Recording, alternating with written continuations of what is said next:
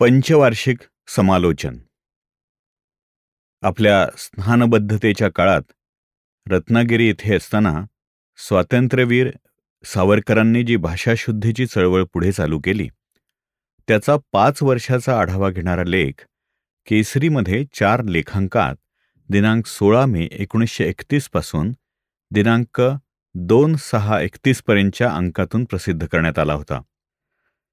जवळजवळ 6-7 वर्षापूर्वी मराठी भाषेत पूर्वी आणि सध्याच्या म्लेंछ राजवटीत घुसलेले आणि घुसत असणारे विदेशी शब्द शक्यतो बहिष्कृत करून आणि बहिष्कार्य मानून विशेषतः उर्दू किंवा इंग्रजी शब्दांनी आपल्या भाषेतून हुसकून दिलेल्या किंवा नष्टप्राय केलेल्या आपल्या स्वकीय शब्दांचे पुनरुज्जीवन करावे आणि यापुढे तरी आपला स्वकीय शब्द असताही विदेशी शब्द निष्कारण वापरण्याची खोड आपण सर्वांनी सोडून द्यावी या हेतूने मराठी भाषेच्या शुद्धीकरणाची चळवळ संघटितपणे हातात घेण्यात आली. याविषयी केसरीत प्रसिद्ध झालेल्या लेखानंतर प्रचलित रूढीच्या योग्य असो वा अयोग्य परंतु विरुद्ध जाणाऱ्या कोणत्याही चळवळीप्रमाणेच या भाषाशुद्धीच्या चळवळीवरही विचारी आणि अविचारी अशा आक्षेपांचे, शंकांचे आणि वेळी शिव्यांचेही मोठे काहूर उठले.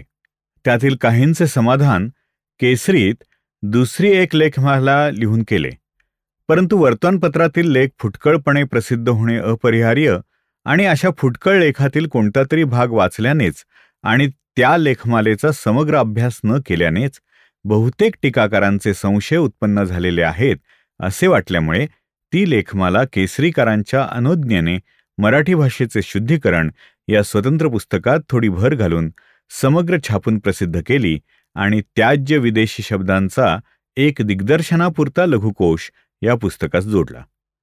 येथे या चळवळीचे सूत उवाच संपले. त्यास आज 5 वर्षे होऊन गेली. तथापि कोणत्याही अभिलक्षणीय परंतु आता निर्ढावलेल्या रूढीचे विरुद्ध असणाऱ्या सुधारणेस उडवून आणण्याची मुख्य गुरुकिल्ली तिचे तात्विक चरवण करीत फार वेळ न बसता तिला तात्काळ आचरणात आणून सोडणे हीच असते. कित्येक शंका ती सुधारणा आचरणात आणून तिचे वांछनीय फळ प्रत्यक्ष हातात दिल्यावाचून नुसत्या तात्विक किंवा वाचिक उहापोहाने केव्हाही फिटणाऱ्या नसतात. एखाद्या नव्या फळाचेच उदाहरण पहा. ते नवे फळ गोड की कडू, हितकारक की अहितकारक, रसाळ की वृक्ष, हा वाद ते फळ प्रत्यक्ष न चाखता केवळ समोर ठेवून किंवा चित्रात आखून चर्चा करीत बसल्याने सहसा सुटणार नाही. पण त्याचा प्रयोग करताच, ते चाखून पाहताच तो वाद कितीतरी चटकन मिटू शकतो. यास्तव भाषाशुद्धीच्या चळवळीने मराठी भाषेवर मोठी आपत्ती कोसळेल इतक्या वर्दळीवर आलेल्या आक्षेपांचे समाधान ती भाषाशुद्धी अंशतः तरी प्रत्यक्ष घडवून आणून आचरून दाखवून तिचे सुपरिणाम काय ते ज्यांचे त्यांचे पुढे अप्रत्यक्षपणे मांडणे प्रथमच्या तात्विक आणि वाचिक वादांचा शेवटचा निर्णय लावण्याचा श्रेयस्कर मार्ग होय. असे जाणून आम्ही 5 वर्षांपूर्वी ते स्वतंत्र पुस्तक प्रसिद्ध केल्यानंतर भाषाशुद्धीचा प्रत्यक्ष प्रयोग प्रमुखतः श्रद्धानंद पत्रातून चालू केला. या पत्राच्या पहिल्या अंकापासून तो ऑर्डिनन्सने ते पत्र गेल्या वर्षी बंद पडेतो संपादक महाशय डॉक्टर सावरकर याचपासून तो लेखकांपर्यंत सर्वांनी तीत निष्कारणन घुसलेल्या उर्दू, इंग्लिश प्रभृती विदेशी शब्दापासून शक्यतो अकलंकित अशीच मराठी भाषा वापरण्याचे ब्रीद यथासाध्य पाळून दाखवले.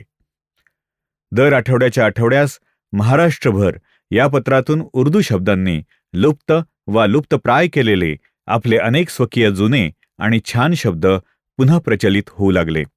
भाषिक परधार्जिणेपणाने स्वकीय कोण आणि परकीय कोण याची जाणीव देखील जी नष्ट झाली होती ती पुन्हा उत्पन्न करून शब्द पाहिला की हा स्वदेशी की विदेशी, उर्दू इंग्लिश की हिंदवी असा प्रश्न पटकन मनाचे मनास करण्याची चटक लेखकास आणि वाचकास लावून सोडली.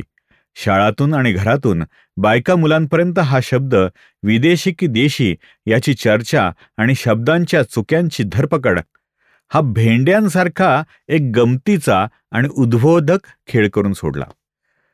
कुठून तरी एखादा बाटगा उर्दू शब्द आणून तो लेखात वा कवितेत दडपून देणे म्हणजे शाहिरी कवितेचा परमोत्कर्ष होय अशी अगदी विकृत समजुतीपर्यंत या आंधळ्या परधार्जिणेपणाचा जो टप्पा गेलेला होता, त्याचे डोळ्यात चरचरीत अंजन घातले जाऊन उर्दू शब्द भाषेत निष्कारण घुसडणे हे भाषा दारिद्र्याचे द्योतक आहे, हा दोष आहे, असे लोकरुचीस हितावह वळण पुष्कळ अंशाने लागू लागले आणि भाषाशुद्धीच्या चळवळीने भाषेच्या शब्दसंपत्तीचे दिवाळे निघून मोठे अरिष्ट कोसळेल म्हणून अनेक प्रमाणित आक्षेपकांसही जी भीती प्रथमदर्शनी वाटली तिचा अनायासेच निराश होऊन प्रत्यक्ष अनुभवांती भाषेची शब्दसंपत्ती उलट वाढलेली दिसू लागली. अनेक जर्मन सिल्वरी किंवा बनावटी विलायती नाणी फेकली, पण त्यांचे ठाई शुद्ध बावनकशी सोन्याच्या आणि जातिवंत रुपयाच्या नाण्यांची भाषेच्या भांडारात सारखी भर पडत आहे. श्रद्धानंद हे भाषा शुद्धीच्या आणि लिपीशुद्धीच्या चळवळीचे मुखपत्र होते. अर्थात ऑर्डिनन्सने ते बंद पडल्यापासून त्या अवधीत या विषयाची पाळेमुळे इतकी खोल आणि अशा सुपीक भूमीत नेऊन रुजवली आणि बळावली आहेत की असल्या एकट्या दुकट्या माळ्याच्या राखणी वाचूनही हा वृक्ष आपल्या स्वतःच्याच जीवनशक्तीच्या बळावर जगू शकावा, भरभराटू शकावा.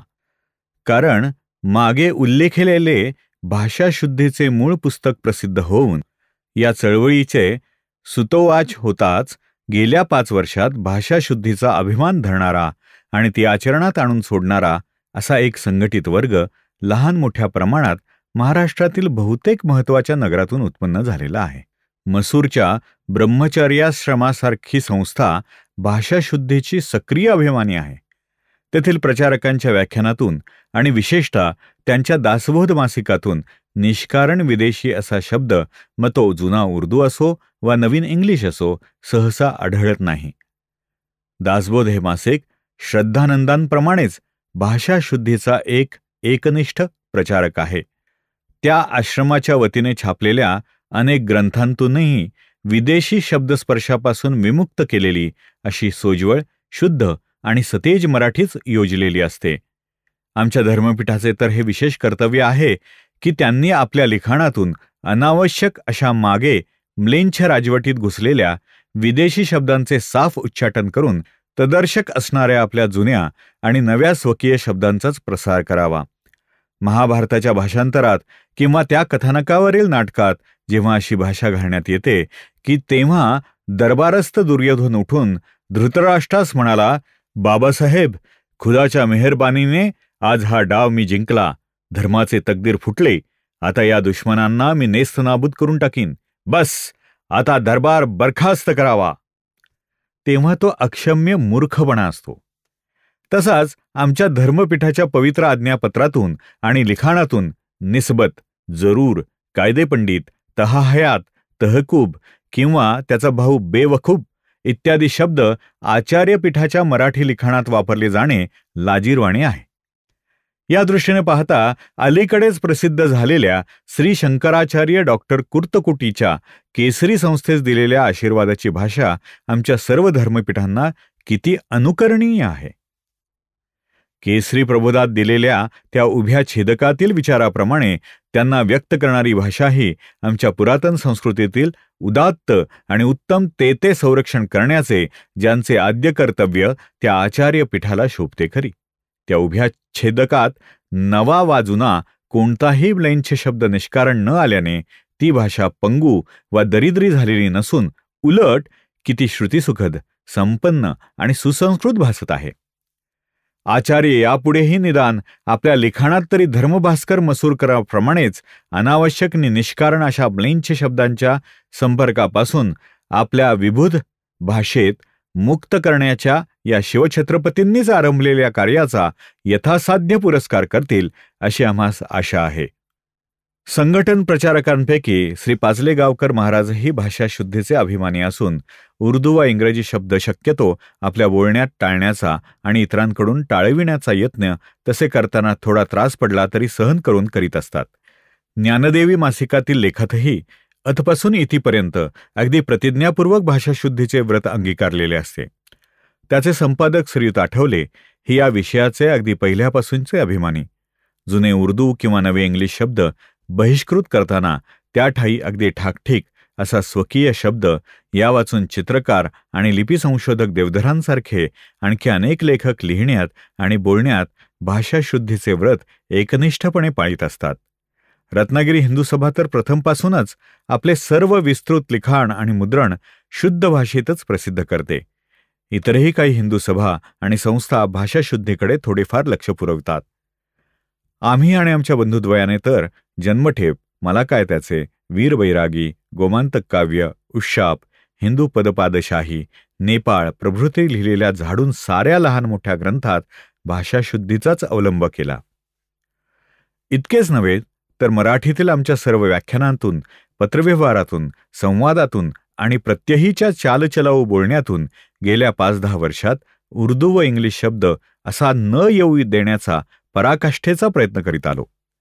आमच्याप्रमाणे प्रत्यहीच्या बोलण्यातही उर्दू वा इंग्रजी शब्द निष्कारण न वापरण्याचे ब्रीद प्रत्यक्ष आचरणात आणि कट्टरपणे पाळीत असलेल्या शेकडो तरुण आणि प्रौढ स्त्री पुरुषांची उदाहरणे आम्हास माहिती आहेत. भाषाशुद्धीची चळवळ 5 वर्षांपूर्वी प्रथम हाती घेतली तेव्हा तिचे समर्थक हाताच्या बोटावरही मोजण्याइतके निघाले नाहीत. पण ती सुधारणा प्रत्यक्ष आचरणात आणताच जे प्रामाणिक आक्षेपक होते ते तीस अनुकूल होत चालले आणि वर सांगितल्याप्रमाणे जिकडे तिकडे तिचा इतका गौरवनी गाजावाजा झाला की साहित्य संमेलनाच्या अध्यक्षामागून अध्यक्षास प्रामुख्याने त्या सुधारणेचा उल्लेख आणि चर्चा करणे अपरिहार्य होऊन बसले.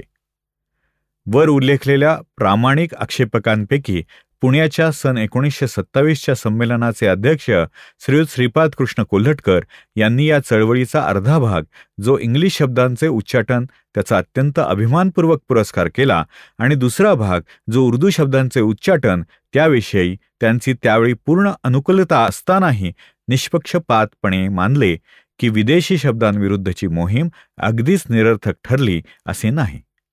कारण अलीकडे मराठी गद्यात आणि पद्यात मुसलमानी शब्दास जी बेसुमार भरती आली होती तिला त्या मोहिमेचा उदय झाल्यापासून ओहोटी लागण्याची स्पष्ट चिन्हे दिसू लागली आहेत.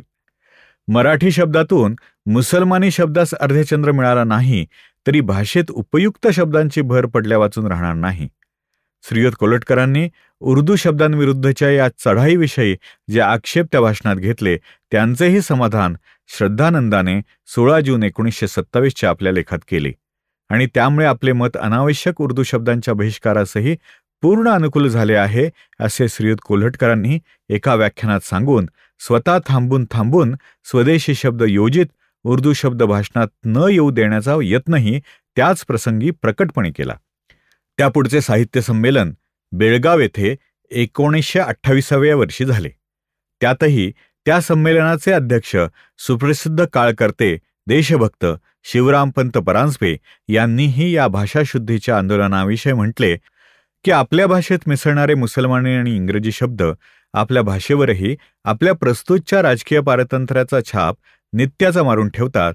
त्यामुळे हे शब्द आपणास दुस्सह होतात हे काही खोटे नव्हे. आपण व्याख्यानातून ठीक आहे, पत्रव्यवहारातून किंबहुना आपल्या घरातील बोलण्यातून सुद्धा इंग्रजी शब्द अतिशय वापरतो.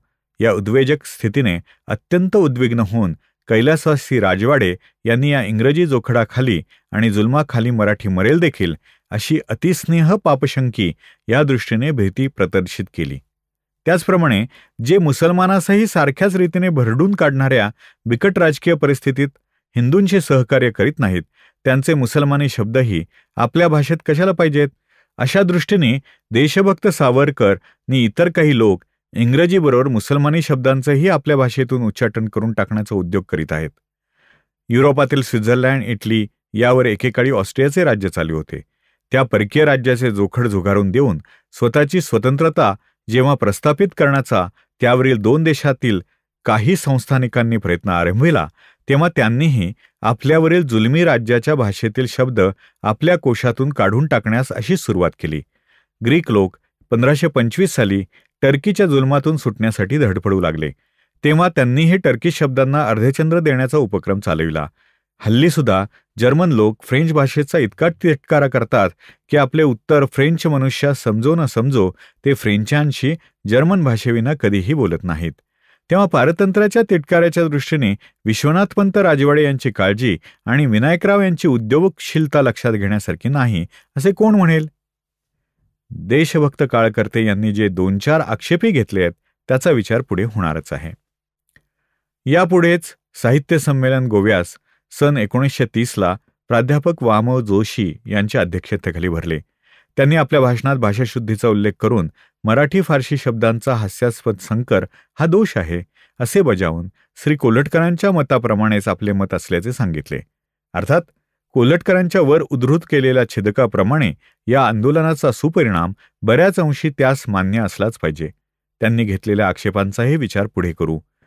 भाषाशुद्धीस्तव गेल्या 5 वर्षात जे सक्रिय प्रयत्न करण्यात आले आणि तिचा जो प्रचार झाला त्याच्या या त्रोटक समालोचनावरून इतके तरी स्पष्ट होत आहे की भाषाशुद्धीच्या आंदोलनामुळे मराठीवर मोठे अरिष्ट कोसळेल ही पूर्वीची पुष्कळ जणांची भीती पार नाहीशी होऊन उलट आपल्या भाषेस आणि आपल्या स्वाभिमानास अधिक पोषक होण्याचा तिचा सुपरिणामच अधिक संभवनीय आहे अशी आता साहित्य संमेलनाच्या अध्यक्षांपासून तो शाळा कॉलेजांच्या विद्यार्थ्यांपर्यंत बहुतेकांची निश्चिती होत आली आहे. आता संमेलनाध्यक्षांचे वर उल्लेखलेले आणि इतरही जे आक्षेप अजूनही मधूनमधून डोकेवर काढतात त्यातही 90% तरी भाषाशुद्धीच्या मूळ हेतूचे, मर्यादेचे आणि नियमांचे नीटसे ज्ञान होताच आपोआप निरस्त होण्यासारखे आहेत. तेव्हा त्यास स्वतंत्र उत्तर देत न बसता भाषाशुद्धीचे स्वरूप अगदी सूत्रमय रीतीने येथे पुन्हा एकदा सांगितले असता त्यांचे समाधान आपोआपच होईल असे जाणून तेवढे स्वरूप येथे देऊ. भाषाशुद्धीच्या मुख्य उद्देशांचे आणि मर्यादेचे सार आम्ही सन 1926च्या वर्षीच प्रसिद्ध केले. त्या पुस्तकात पहिल्याच पानावर संकलितपणे जे दिलेले आहे त्याचा भावार्थ हाच की एक आपले तदर्थक जुने उत्तम शब्द असताही त्या जुन्या शब्दास लुप्त करून टाकणाऱ्या किंवा त्या नव्यांची नाकेबंदी करणाऱ्या आणि म्हणूनच अगदी अनावश्यक असणाऱ्या विदेशी शब्दास, मग ते उर्दू असोत वा इंग्लिश असोत वा इतर कोणतेही असोत, स्वभाषेत निष्कारण वावरू देऊ नये. आपला स्वकीय शब्द नामशेष करून विदेशी शब्द बोकाळू देणे हा काही शब्दसंपत्ती वाढवण्याचा मार्ग नव्हे आणि औरस मुलांची कत्तल करून मुलगा दत्तक घेत सुटणे हा काही वंशविस्ताराचा मार्ग नव्हे. उदाहरणार्थ लोकसभा, विधिमंडळ, प्रजासभा इत्यादी शब्द असता ग्वाल्हेरप्रमाणे मजलिसी आम या शब्दास कवटाळणे हा मूर्खपणा होय. 2.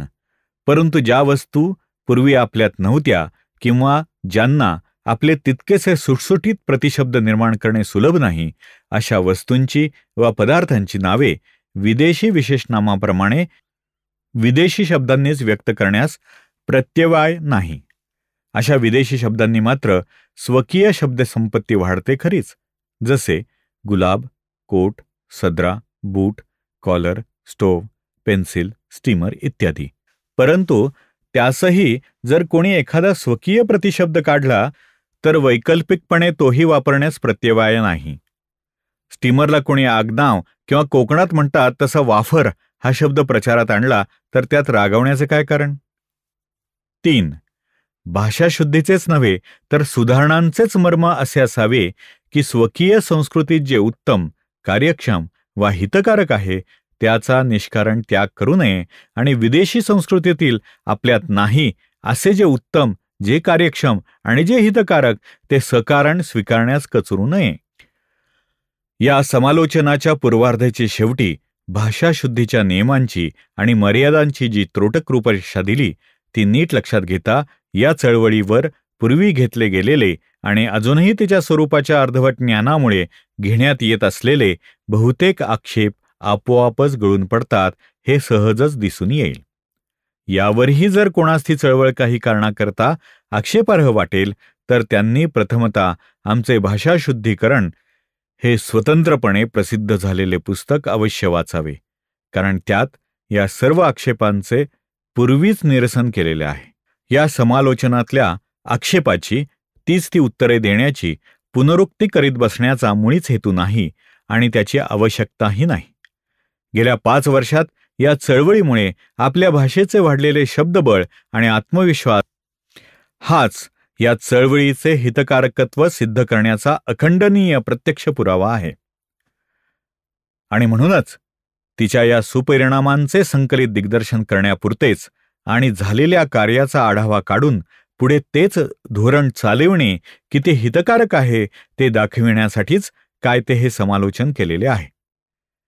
आपल्या भाषेच्या या वाढलेल्या स्वकीय शब्दवळीची साधारण कल्पना येण्यासाठी या चळवळीच्या प्रभावाने आणि विशेषतः श्रद्धानंद पत्राच्या द्वारे जे शेकडो स्वकीय नवीन शब्द मराठी लिहिण्यात आणि बोलण्यात प्रचलित किंवा निदान परिचित तरी झाले, त्यापैकी काही शब्द थोड्या स्पष्टीकरणासह देत आहोत. त्वर्य म्हणजे अर्जंट, विधिमंडळ म्हणजे कायदे कौन्सिल, विधी समिती म्हणजे लेजिस्लेटिव्ह असेंब्ली, अधोरेखित म्हणजे अंडरलाईन, पुरस्कार किंवा लिखणावळ पुरस्कार म्हणजे ऑनरेरियम किंवा रिम्युनरेशन, स्तंभ म्हणजे कॉलम, अनुषंगिक म्हणजे डॅश, निक्षेप म्हणजे ट्रस्ट, विश्वस्त म्हणजे ट्रस्टी, जसे केसरी संस्थेचा निक्षेप करून त्याचे विश्वस्त मंडळ नेमण्यात आले. दैनिकी, आन्हिकी म्हणजे डायरी, क्रमांक हा शब्द आमच्या ज्येष्ठ बंधूंनी अंदमानात सुचवला, नंबर, छेदक पॅरिग्राफ, टाचण, बाळ म्हणजे फाईल, शुल्क हा शब्द हिंदी बंगालीत रूढ होता म्हणजे फी, ग्रंथविक्रेता म्हणजे बुक सेलर, समास, कोर म्हणजे मार्जिन, हुतात्मा म्हणजे हा शब्द अंदमानात आम्हा सुचला, मराठीतून तो आता हिंदी बंगाली प्रभृती भाषातही रूढ झाला आहे. मार्टीर या इंग्लिश किंवा शहीद या उर्दू शब्दाहूनही उदात्त तर अर्थ हुत या पदातील यज्ञ संस्थेच्या ध्वनीने सूचित होतो. हिंदू भाषा संघातील एक मोठी उणीव या शब्दाने दूर केली. प्रतिवृत्त म्हणजे रिपोर्ट, धिक्कार म्हणजे शेम. सभांमधून या शब्दाचा उपयोग व्हावा, तोही गर्जनानुकूलही आहे. कायदेशीर प्रमाणपत्र म्हणजे सर्टिफिकेट, अर्थात म्हणजे उर्फ जसे माधवराव नारायण उर्फ सवाई माधवराव न म्हणता माधवराव नारायण अर्थात सवाई माधवराव म्हणावे. इच्छुक म्हणजे उमेदवार, अनुपस्थित, उपस्थित म्हणजे हिंदी बंगालीत रूढ आहेत हजर आणि हजेरी. अनुपस्थिती म्हणजे गैरहजेरी. निर्बंध, नैर्बंधिक, निर्बंध पंडित इत्यादी म्हणजे कायदा, पुनश्च म्हणजे वन्स मोर या शब्दाचा नाटकगृहातून उपयोग व्हावा, तोही गर्जनानुकूल आहे. कायदे पंडित इत्यादी, कायदा या शब्दासारख्या समाजाच्या मूळ आधाराचाच भाव प्रदर्शित करणाऱ्या पदार्थास आमचा स्वकीय एकही शब्द आज प्रचलित नसावा, याहून भाषेची परवशता ती कोणती? विदेशी शब्द स्वकीय शब्दास आमुलात कसे नामशेष करतात त्याचे हे प्रत्यंतर पहा. ज्या भाषेत आणि ज्या राष्ट्रात तानी धर्माणी प्रथमान्यासन, ज्यात जगातील पहिले कोड ती धर्मसूत्रे, ज्या स्मृती रचिल्या गेल्या, त्यांना आता विदेशी शब्दा वाचून कायद्याची कल्पना व्यक्तविणे अशक्य होऊन गेले आहे. सगळाच हिंदू भाषा संघ या प्रकरणी एकजात दरिद्री. राज्य परक्यांचे हाती गेले तेव्हाच कायदा गेला, तो शब्द देखील वाचविता आला नाही. आता तो कलंक शब्दापुरता तरी धुऊया. निर्बंध शब्द हा कायदा शब्दातील सर्व अर्थ आणि ध्वनीही व्यक्त करतो, तेव्हा तोच त्यासाठी राखून ठेवावा. आज तो तसा परिचितही होत आहे. केसरी प्रभृती पत्रातूनही निर्बंध भंग हा कायदेभंग शब्दाचा प्रतिशब्द म्हणून येतो. हिंदीतही तो शिस्त आहे, तेव्हा आता तोच रूढ व्हावा. निर्बंधशास्त्र म्हणजे कायदेशास्त्र, राजवट, सत्ताकाल म्हणजे कारकीर्द, स्थायी निधी, स्थिर निधी म्हणजे कायम निधी, राजबंदी म्हणजे पॉलिटिकल प्रिझनर हा शब्द जन्मठ हे पुस्तकाने प्रचलित केला. प्रकट सभा म्हणजे जाहीर सभा, अंतस्थ सभा म्हणजे प्रायव्हेट मीटिंग, अंतस्थ, व्यक्तिगत, घरगुती अशा आणखी 100-200 नवीन स्वकीय शब्दांची भर गेल्या 5 वर्षात प्रमुखतः या भाषाशुद्धीच्या आंदोलनाने पडली आहे. पण ते सर्व काही येथे देता येणार नाहीत. जुन्या शब्दांचे पुनरुज्जीवन. भाषाशुद्धीने स्वकीय नवीन शब्दांची भर घालण्याचे हे कार्य जसे केले, तसेच आपले जे जुने शब्द निष्कारण लुप्तप्राय होत चाललेले होते त्यांचे पुनरुज्जीवन करण्याचे दुसरे महत्त्वाचे कार्यही तितक्याच प्रबळतेने केले. हल्ली शिवाय, जरूर, कबूल हे विदेशी शब्द घरात बायका मुलांच्या तोंडी देखील सारखे रुळलेले असून आपले तदर्थक असणारे अनेक जुने शब्द सध्या, वाचून, विना, मान्य, संमत, अवश्य, चुकून देखील बोलण्यात येईनासे झाले आहेत. मुली लपंडाव खेळताना देखील रेडी हा शब्द वापरताना आढळतात. जुने खेळातील सावध, पडला, मारला इत्यादी छानदार शब्द मुळीच जात चालले आणि रेडी, आऊट हे जिकडे तिकडे बोकाळले.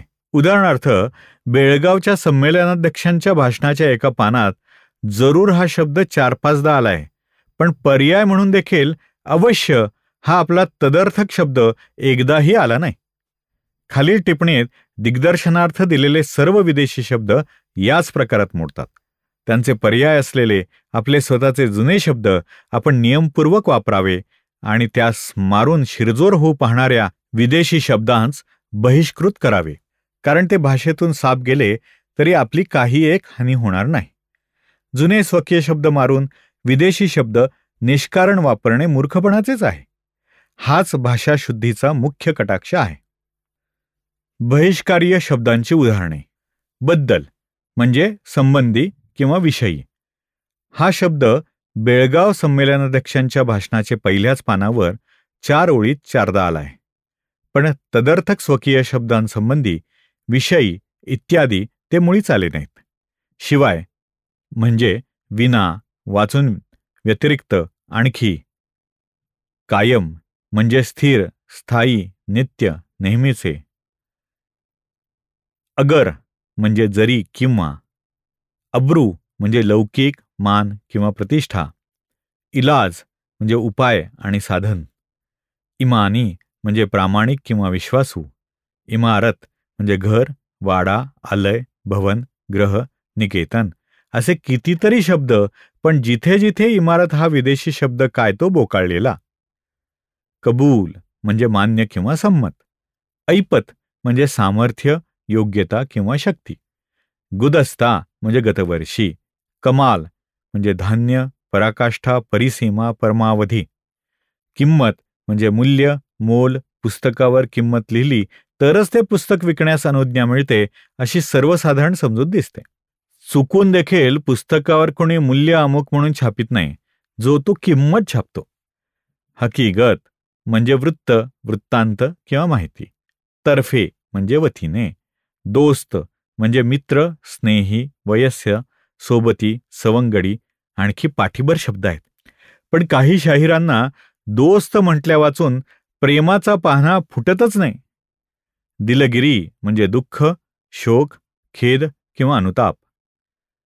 अव्वलपासून अखेर म्हणजे इथपासून इथपर्यंत. जमीन अस्मान म्हणजे आकाश पाताळ. साल मजकूर म्हणजे चालू वर्ष. साल गुदस्त म्हणजे गतवर्ष. माजी म्हणजे विगत. मंजूर म्हणजे मान्य किंवा संमत. हवामान म्हणजे वायुमान किंवा ऋतुमान.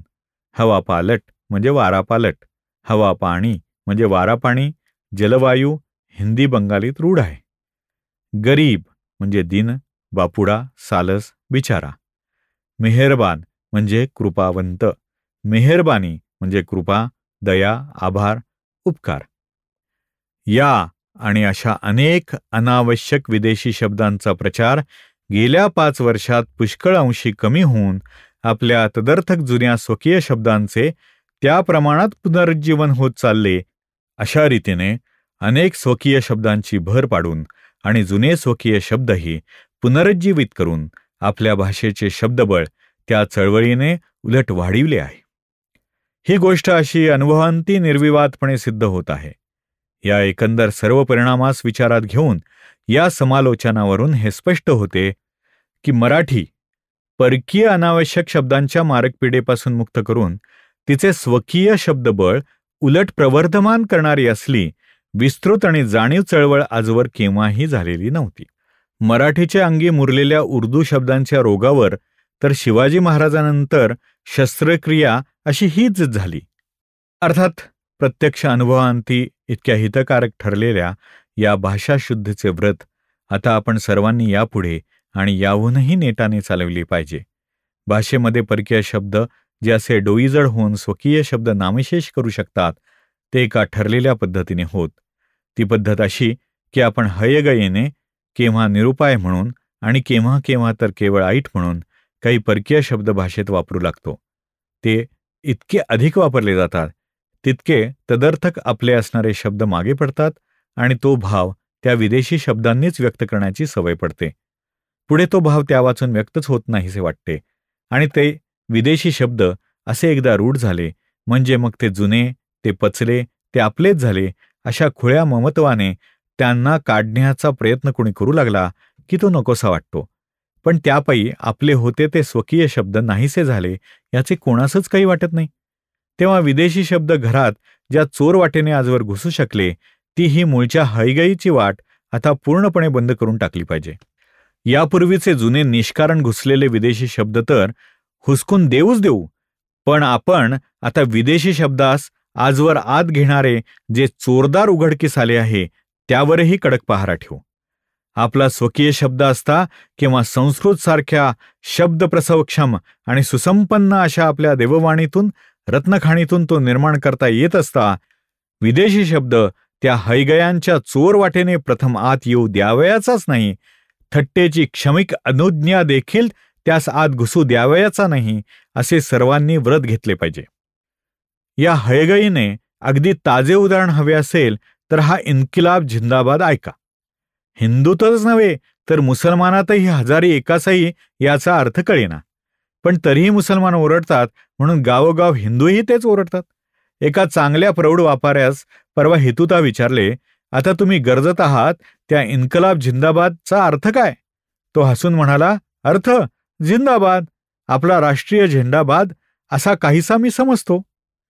पंजाबमध्ये सुशिक्षित हिंदूंची त्यांनी अशीच हयगय करण्याचे पाप आपणाहून फारच भयंकर प्रमाणावर शतकोनशतक केल्याने त्यांची मूळची हिंदू भाषा निर्जीव होऊन आज उर्दू ही सार्वजनिक प्रौढीची भाषा झाली आहे. त्यामुळे तिकडे क्रांती चिरावी हो, क्रांती की जय या गर्जनेपेक्षा इन्कलाब झिंदाबाद ही गर्जनाच अधिक फैलावली आहे. मुसलमान तर वंदे मातरम देखील म्हणणार नाहीत, मग क्रांती की जय कसले म्हणतात? त्यांनी इकडेही इन्किलाब झिंदाबाद गर्जविला, पण मुसलमान हिंदू भाषीय गर्जना जाणून बुजून टाळतात.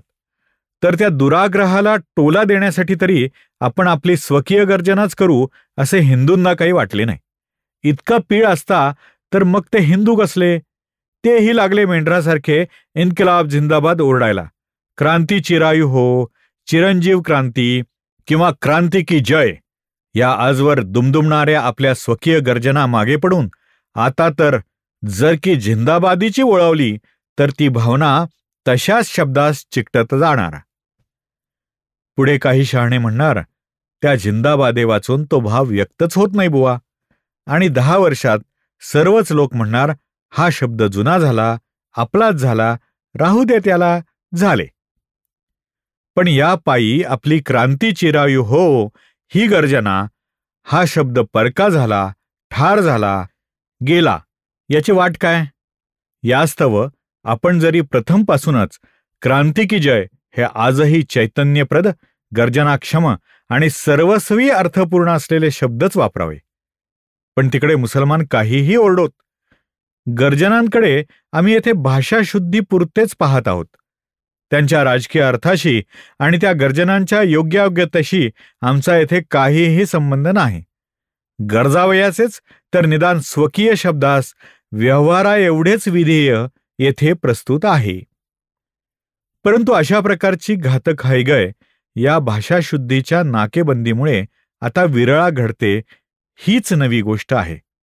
कारण तो पिकेटर हा शब्द पहा, बंगालीत विदेशी नवीन शब्द तात्काळ बहिष्कृत होतात, तसा तोही बहिष्कृत होऊन त्याला निरोधक, निरोधन असे फक्कड शब्द योजले गेले.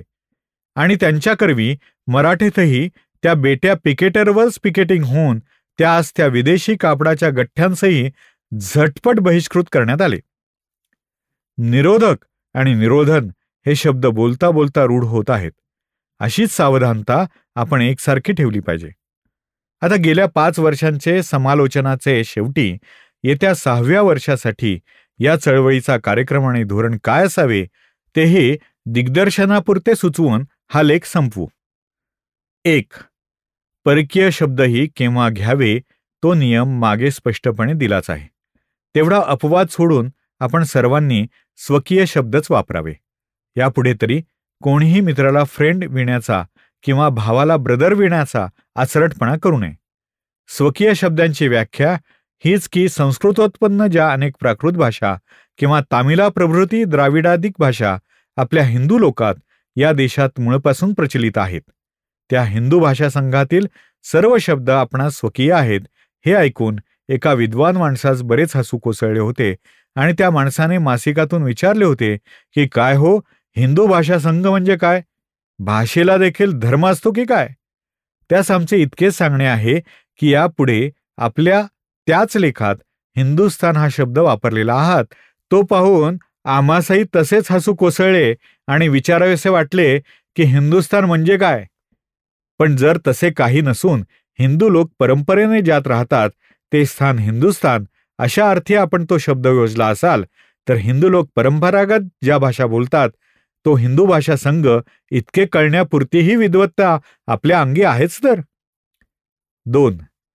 ज्या गावी बहुतेक मराठीत जाणारे लोक असतात अशा गावी washing company, hair cutting saloon, watch repairing अशा पाट्या अगदी अडाण्या दुकानदारापर्यंत लावण्याची जी खोड पडली आहे ती तात्काळ सोडली जावी.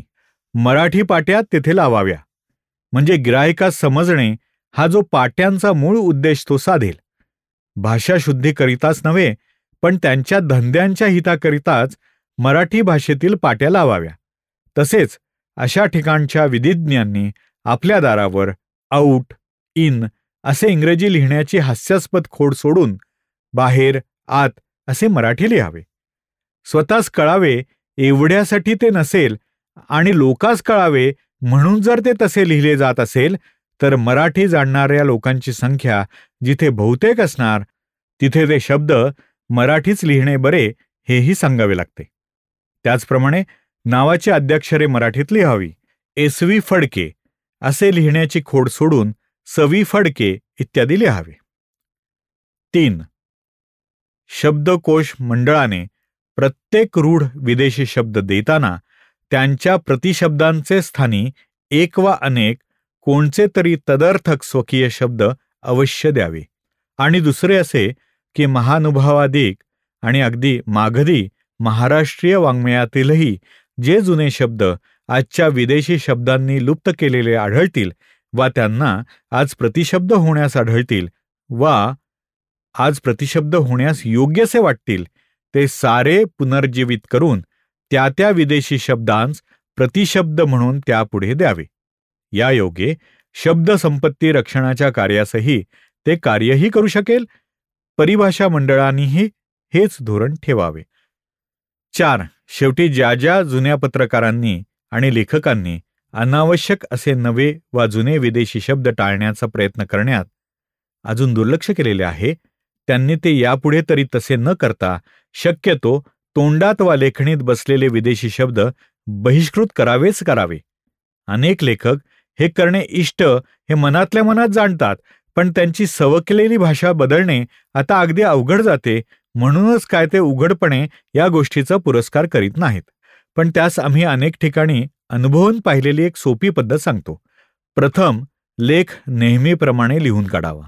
म्हणजे हा शब्द उर्दू की इंग्लिश या ससेमिऱ्याने प्रतिपदी त्यांच्या विचाराचा ओघ खंडणार नाही आणि मग आपण उपमुद्रिते म्हणजे प्रूफे अन्वेक्षितो तसे ते लिखाण केवळ विदेशी शब्दांच्या दृष्टीने बघून टाकावे. म्हणजे पटपट ते शब्द शुभ्र चादरीवर ढेकून नेमके सापडावे तसे सापडतील आणि लेखणीने टोचताच चिरडले जातील. असे 5-6दा झाले की मग ते मुळी लिहितानाच येईनासे होतील. 5. वरील सूचनांप्रमाणे सर्वांनीच अधिकतम चिकाटीने आणि निर्धाराने विदेशी शब्द बहिष्काराचे व्रत भागानगरी म्हणजे निजाम, हैदराबाद, वराड, ग्वालेर, भडोच या प्रांतातील महाराष्ट्रीय यांनी आचरण्याची पराकाष्ठा करावी. कारण मराठीत उर्दू प्रभृती विदेशी शब्द घुसण्याचे संकट तिकडूनच ओढवण्याचा अधिक संभव केव्हाही असणार.